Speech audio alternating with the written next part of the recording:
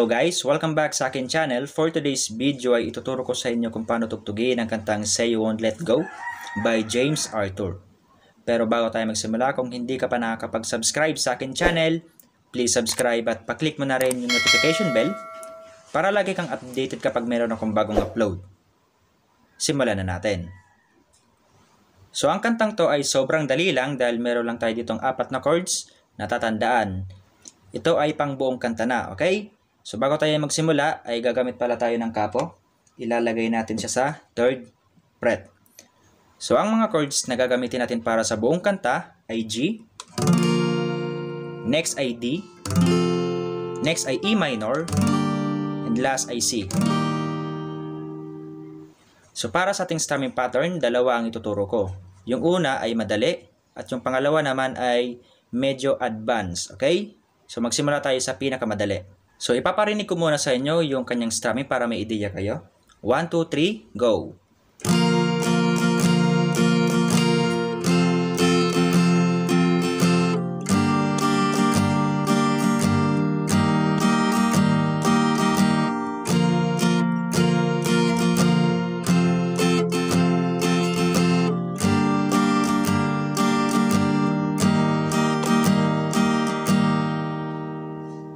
So yung ginamit natin na pattern doon ay down, up, up, down, up, up, down. So ngayon lagyan natin ng chords para mas magets pa ninyo. Magsimula tayo sa G. So down, up, up, down, up, up, down. Then D, down, up, up, down, up, up, down. Then E minor, down, up, up, down, up, up, down. Then C. Then ulit naman. Up, up, down, up, up, down.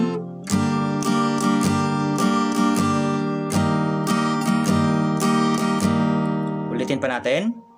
Down, up, up, down, up, up, down. Then D. Down, up, up, down, up, up, down. Then E minor.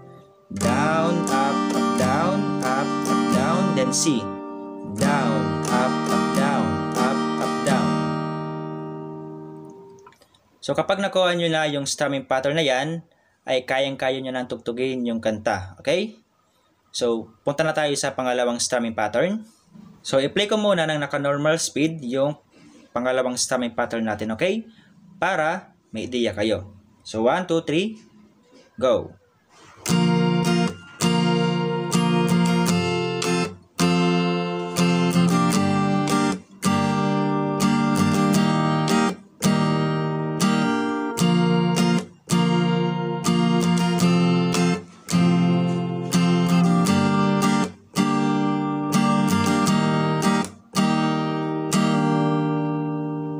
So yung pattern na ginamit natin doon ay ganito. So ngayon mag-down muna tayo. Down, then up, then sabay tap. Ito yung gagamitin mo. Ganyan. Okay? Ulitin natin. Down, up, tap, then down, down, down, up. Then pag down mo ay nakadi ka na. Down, down, up. Then pag down, E minor. Pag down, kailangan nakasi ka na. Then pag down, kailangan itong index finger mo ay tanggalin mo. Okay? Ganito siya.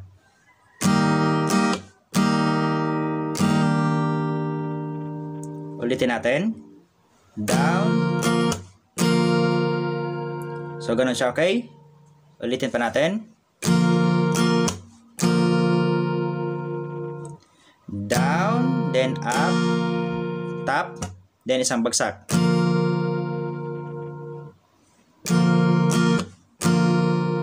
Down, down, up, down.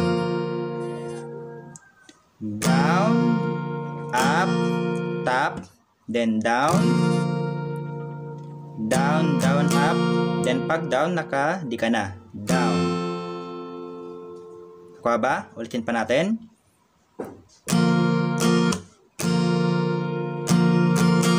Then D, down, down, up, then E minor, down, Pag down, naka-C ka na. Release ng index. Ulitin natin. Down, down, up. Then, pag down, naka-D.